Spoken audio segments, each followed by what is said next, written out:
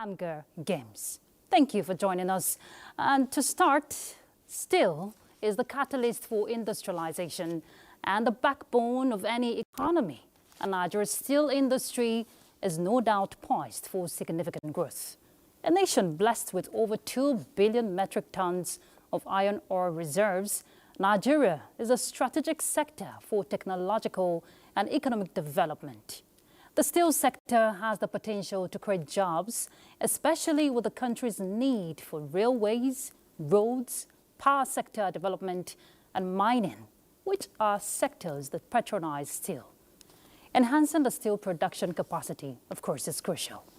Experts say to revitalize the steel industry, leveraging domestic demand is one of the ways to go, as Nigeria has the potential to boost revenue generation from steel industry. The federal government, under the Renewed Hope agenda, is at the core of the revitalization of the steel industry and has demonstrated commitment by taking proactive measures to ensure Kamata steel plants become operational and for the nation to begin steel production before the end of this administration. The Ministry of Steel Development is already driving strong initiatives to revive the steel industry and ensure that the sector becomes operational. The revival of Ajakuta Steel Company and the National Iron Ore Mining Company, Itakpe, is on course. Of course, there are challenges that have stalled the takeoff. But what's the state of the Ajakuta Steel Plant and the Mining Ore Company? What are the potentials in these facilities? Tonight on Weekend File, our focus is the revival of the steel sector as a cornerstone for Nigeria's growth. And our guest is the Honorable Minister of Steel Development, Prince Shuaibu Abubakar Audu. You know, we'll bring you situation reports from across the country. Thank you once again. This is Weekend File. But first, let's bring you the news. I'm Ruth Aguela.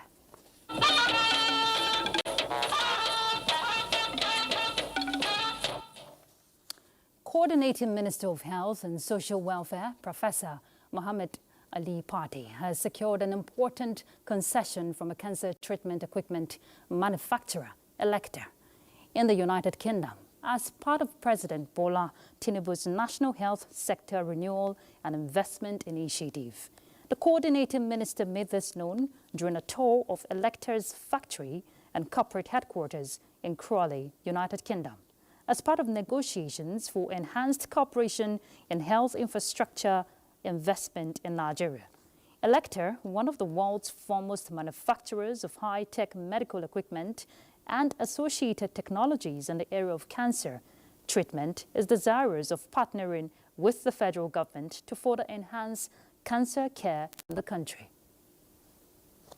With Elector and with other manufacturers of cancer equipment, we're going to work with them closely to ensure that Nigeria gets the best possible deals in terms of cancer treatment equipment. I was very impressed to see the attention to detail, the quality of the product, the range of the products, but also to know that Elector is willing to support us as we try to rebuild the flood-ravaged University of Maiduguri Teaching Hospital. University of Maiduguri Teaching Hospital was devastated, and in particular its cancer center, where the latest cancer treatment equipment that they had was flooded and made unusable, resulting in Nigerians who were on treatment for cancers having to go to Lagos or to Sokoto, and some of them, in fact, going backwards in terms of their cancer care. We now know that within the next couple of months, the cancer center is likely to be back up and serving its clients.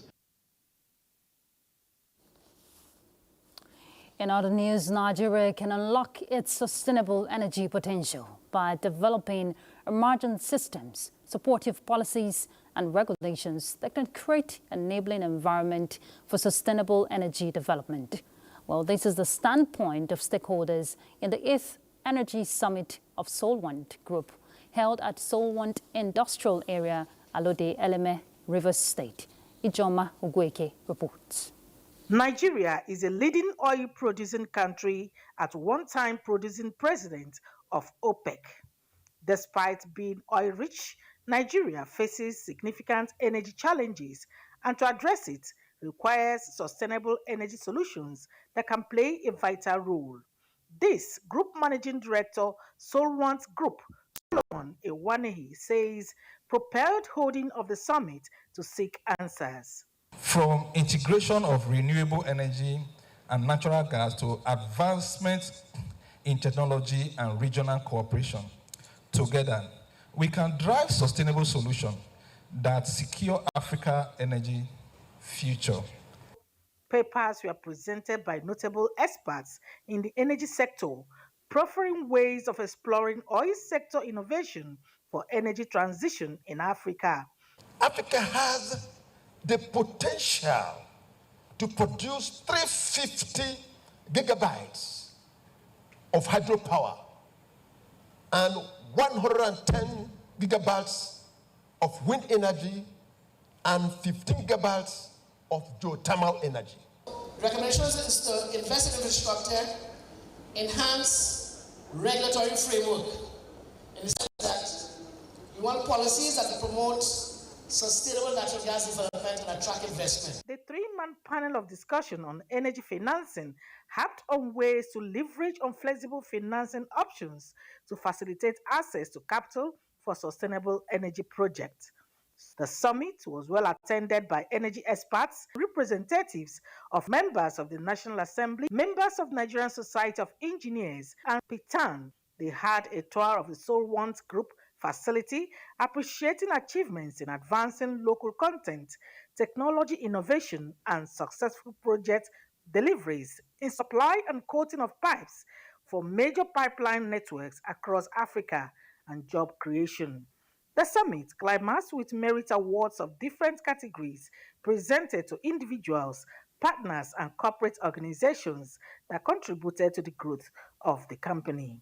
Solwant Group, established 24 years ago, is one of the leading manufacturing steel pipes and coating solutions in Nigeria, with a training institute for empowering the energy workforce. From Eleme, Iljomu Weke, NTA News. The Nigerian Army authorities have ended another round of indigenous Nigerian language training in Abuja for 160 officers and men. The local language proficiency would enhance the intelligence gathering capabilities of the troops in the front line.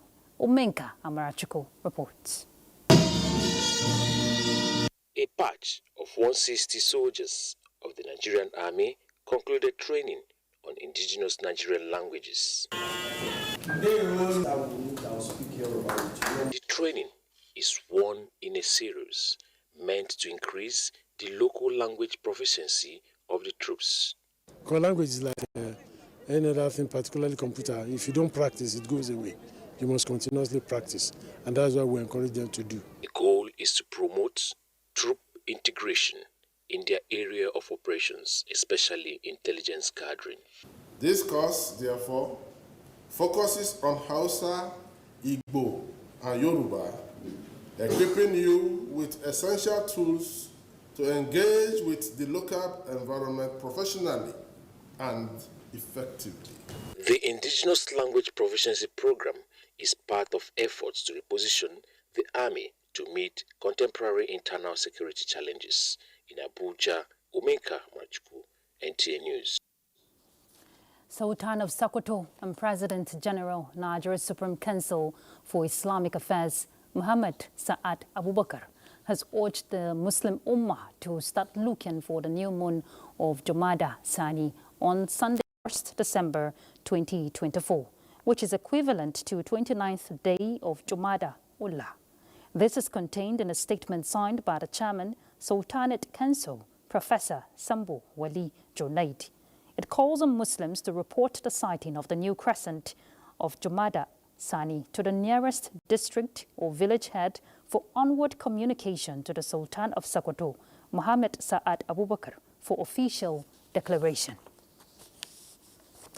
A look at politics. Chief Tony Okocha has been sworn in as the chairman of the Rivers State All Progressives Congress. Jenny Bassi reports that this was at the party's congress held in Port Harcourt. Chief Tony Okocha emerged chairman of the Rivers State APC unopposed. The new ESCO is made up of chairman and others. Dr. Adoyi Omale chaired the 7-man electoral committee, while Achin Wobodu swore in the incoming APC chairman and committee members.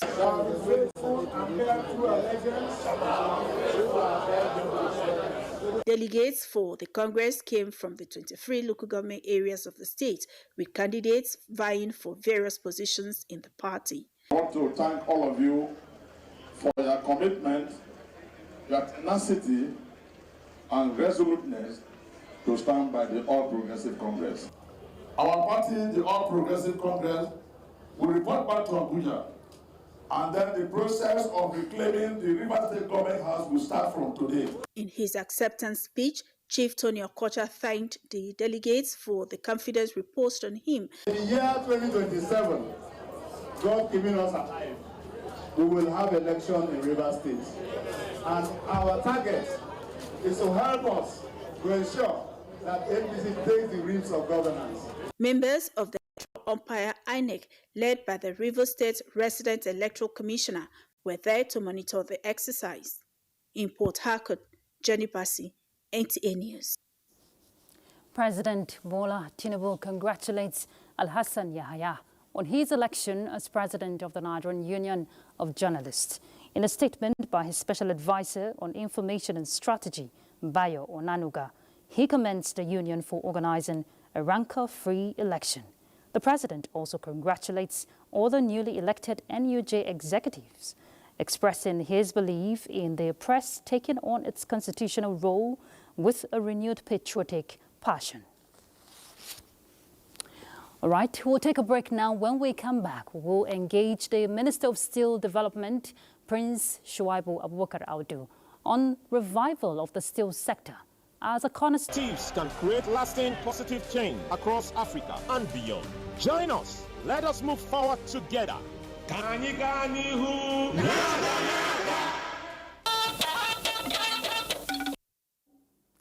Thank you for staying with us.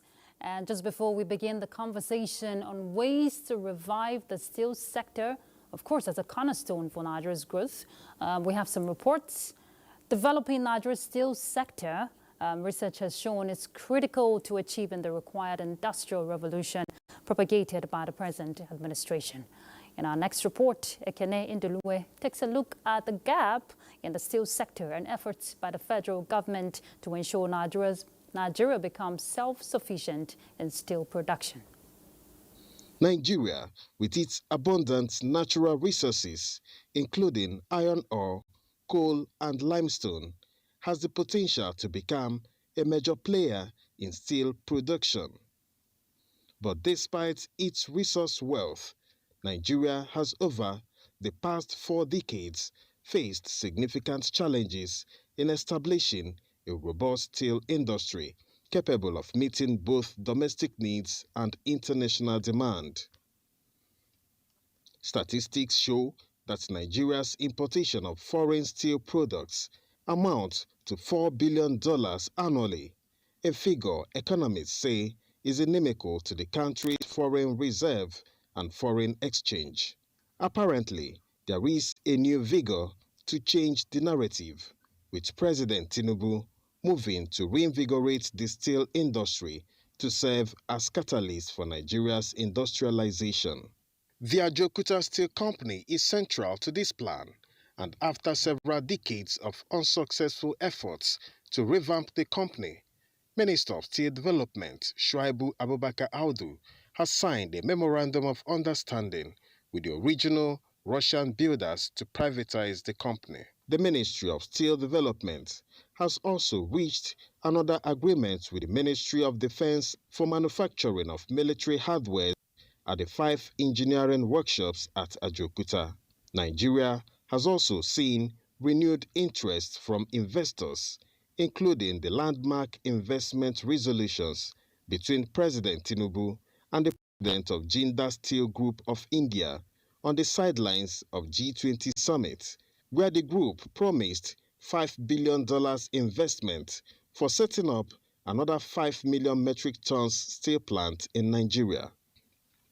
Apparently, realizing a working steel sector in Nigeria will require overcoming entrenched challenges, and stakeholders are hopeful that with sustained commitment, Nigeria will build a world-class steel industry that meets the needs of the 21st century. In Abuja, Ekene Ndulue, NTA News. Well, the completion of the moribund Ajaokuta Steel Company and iron ore mining company in Itakpe, both in Kogi State, is key to Nigeria's quest to becoming self-sufficient in steel production.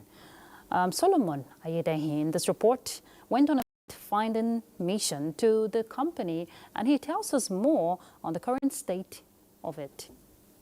Ajaokuta Steel Company was conceptualized by the federal government towards developing the steel sector as a bedrock of the nation's economy.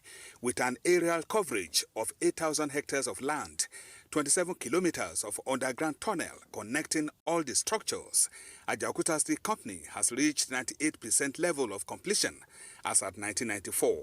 We have 43 different plant units, major plant units. Out of those 43, 40 have been completed. Only 3 that are remaining. Those 3 are the blast furnace, the steel making, and the cocoa and byproduct. And these are the ones that are supposed to produce the liquid steel.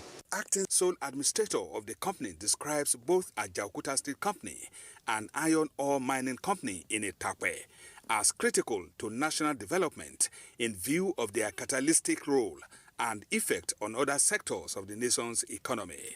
This government that we have seen, they have take a bold step to go even meet with the Russian authority to sign a memorandum of understanding. So I can say we are nearer than before. The multi-billion-dollar Ajaokuta Steel Company started by former President Shehu Shagari's administration 40 years ago, but yet to be completed, analysts believe, needs to be completed and inaugurated to further boost the economy of the country. All right, let's bring in the Honorable Minister of Steel Development, Prince Shaibu Abubakar Audu. Thank you for joining us, Honorable Minister. Thank you very much, Ruth. Thank you. It's good to have you. When we look at the steel sector, of course, you agree with me that it is at the heart of industrialization for Nigeria. And of course, the present administration understands that, which is why a ministry was created. But it's been 1.5 years you came on board. So tell us, what is the state of the steel industry? Thank you very much, Ruth, and it's my pleasure to be here on the weekend file at NTA News. The state of the steel industry is in a continuous state of upgrade and progress. When we came on board, like your previous report mentioned, the steel industry had been comatose for the last 40 to 45 years, let's say a minimum of 4 decades. What Mr. President has done, he has taken a bold step, very courageous and bold step, by creating a standalone Ministry of Steel Development. Part of Mr. President's desire under the Renewed Hope agenda is to grow the economy to $1 trillion by the end of 2030. And the President realizes that the steel sector is a very, very important component of that. Now, all the major items that are required for industrialization require steel, whether it's roads, whether it's bridges, whether it's buildings, all sorts of things require steel. The President clearly understands this. So the state of the steel industry is that it requires a lot of work, and that we have put in a lot of work. The Steel Ministry has about 7 agencies under that.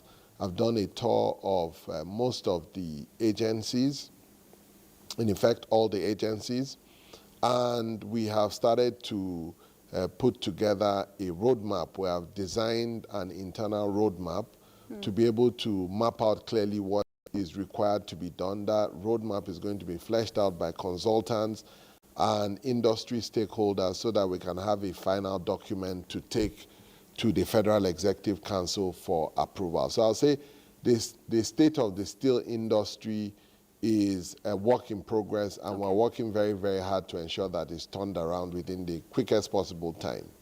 Okay, and one strike we saw happened in September was the signing of MOU with the regional builders of Ajaokuta. I'm bringing this up because anytime steel production is mentioned in the country, the Ajaokuta Steel Company just comes to mind. So following the signing of that with the regional builders, talking about the TPE and its consortium in Russia, what should Nigerians expect, talking about operationalization? Thank you very much. Ajaokuta is a very important component of the steel industry in Nigeria. It's the largest integrated steel plant in sub-Saharan Africa. It sits on about 24,000 hectares of land, and it has 44 production units. So it's quite massive. The memorandum of understanding we signed with Transprom Export, the original builders of Russia, the consortium, is a massive step in the right direction.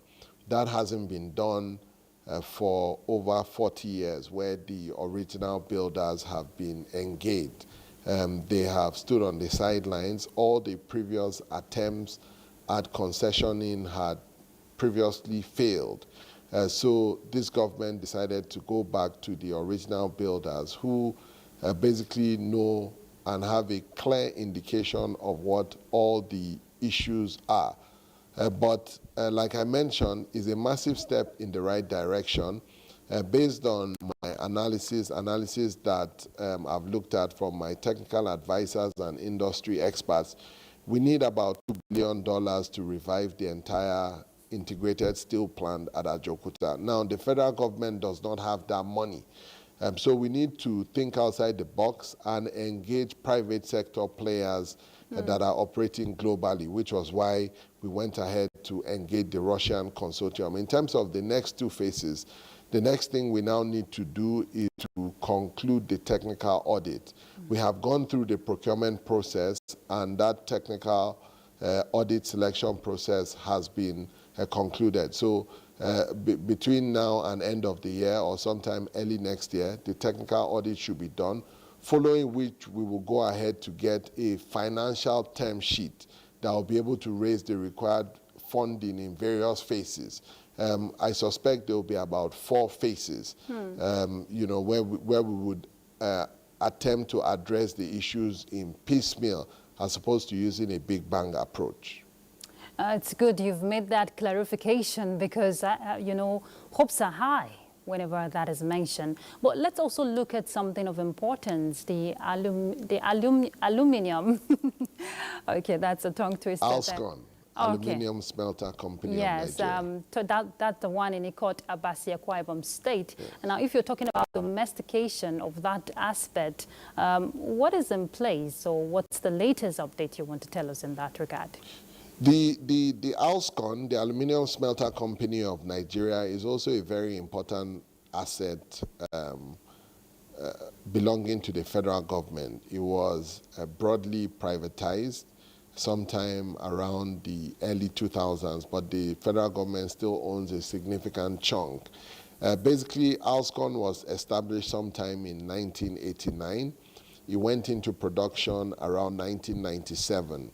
It has the capacity to produce almost 200,000 metric tons of aluminium smelter. Aluminium is a very critical component for production of things like cars, things like, you know, metals and all the, you know, byproducts of aluminium. So aluminium is something that is very critical to the industrialization of the economy. 2 years after it started operations in Ikot, Abasi, Akwa Ibom State, production was suspended, basically due to issues around gas supply.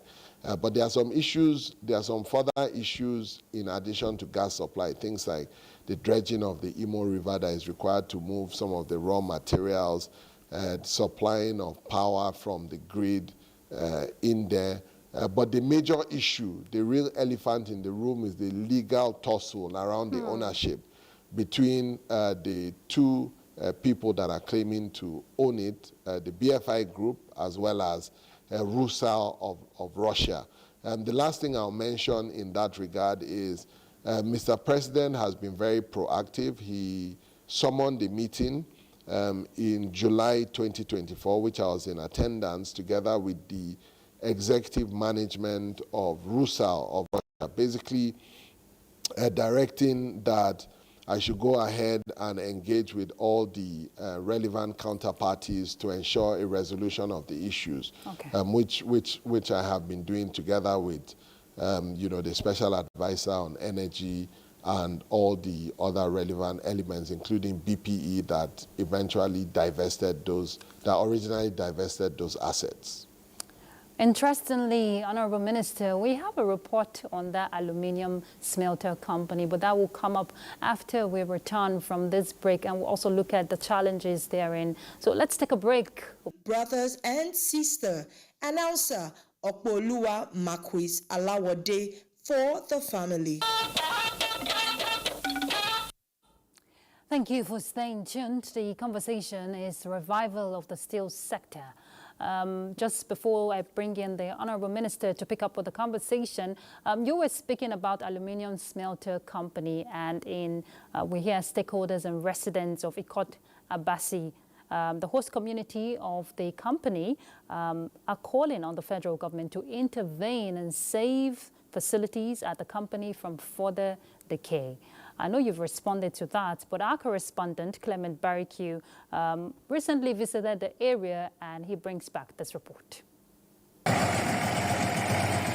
Here is Ikot Abasi, popularly called Nigeria's Smelter City. The Aluminium Smelter Company of Nigeria, ALSCON, was set up in 1997 for aluminium production. The managers of the company, United Company Rusal PLC, suspended operations, blaming it on inadequate gas supply to the plant. The smelter company has also been greatly challenged by ownership tussle between BFIG and UC Rusal, which emerged the preferred bidder when the plant was privatized. Although UC Rusal is currently in charge of the smelter company, residents of Ikot Abasi and leaders of Ikpaibekwe clan, the host community, say no activity is going on and wish the company will bounce back. The issue of ASCON has not been resolved from the federal government, litigation of the BFIG and Russell. We don't want conflicting, a position.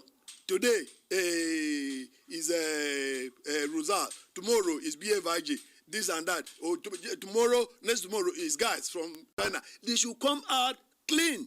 According to the Bureau of Public Enterprises, at peak production in 1999, ALSCON earned $324 million in export of aluminium, created jobs, satisfied Nigeria's aluminium needs of less than 20%, and earned income from exporting 80% of its products.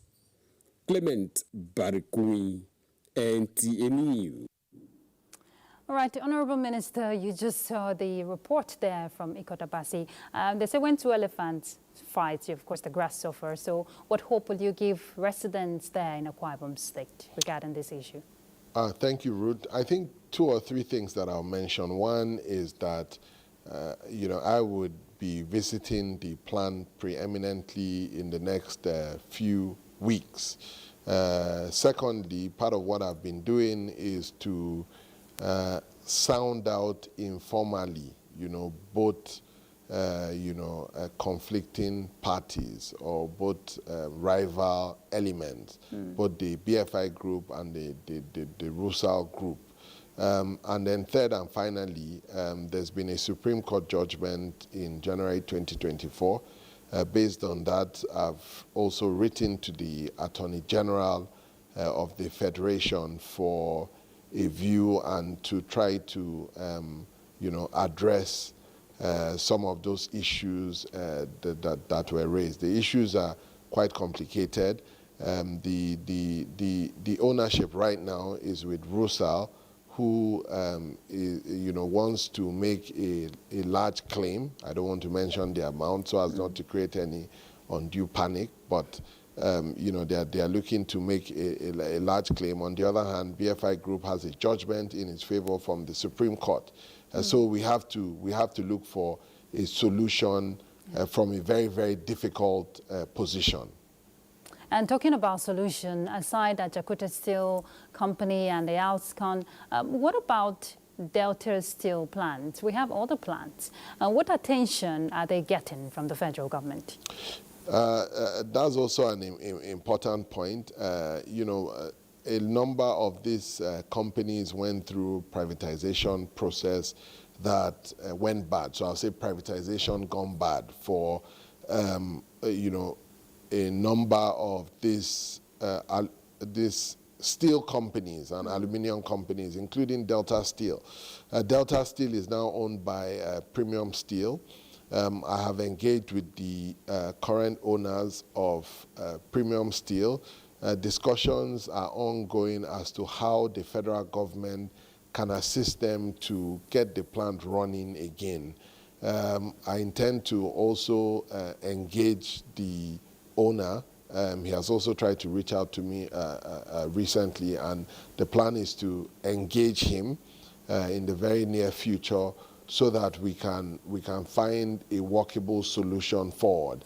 Because the mandate of Mr. President is for us to get the steel plant working across the country and to turn around the steel industry, and we mean to do that, which is why we're taking very, very concrete steps, including signing an MOU for the first time in over 4 decades with the original owners of Ajaokuta Steel and the likes.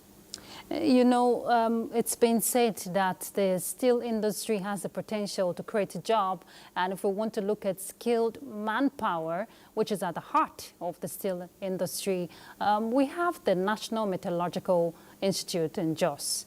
What is happening, and how are Nigerian youths, being engaged to give them that opportunity while harnessing the sector? Thank you. You're very correct. The steel industry has the capacity to create hundreds of thousands of jobs as part of the renewed hope agenda of Mr. President.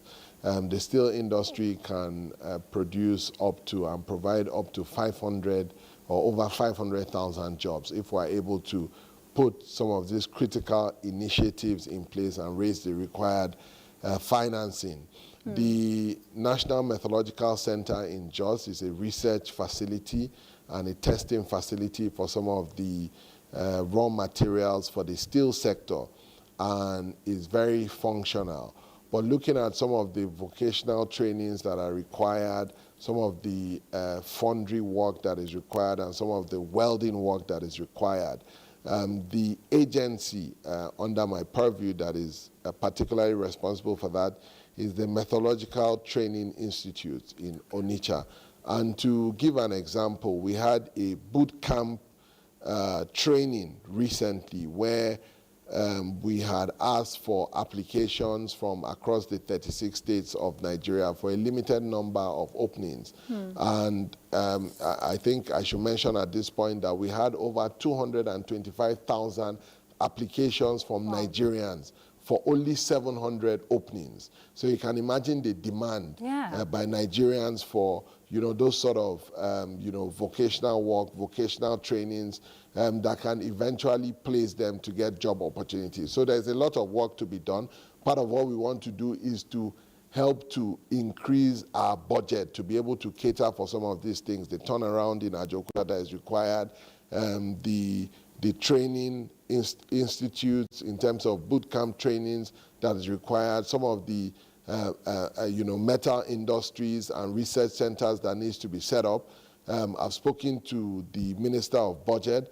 I've spoken to some of the relevant parties within the budget office, and we're working very hard because we need the funding to be able to get some of these big dreams and big ideas of Mr. President implemented. Indeed, especially when you look at infrastructure deficit, you would need that funding. I know since you came on board, you've been wooing investors to address some of these challenges and look at ways, to come invest in the sector. What is the prospects in that aspect? Thank you. That's also an important question. comment, and there are 2 or 3 concrete leads that we're pursuing. One is at your earlier reports on the sidelines of the G20 summit in New Delhi in September 2023. Mr. President got a commitment from the group chairman of Jindal Steel Group of their desire to invest about $5 billion in setting up a new integrated steel plant in Nigeria. I've met with their representatives several times in Nigeria.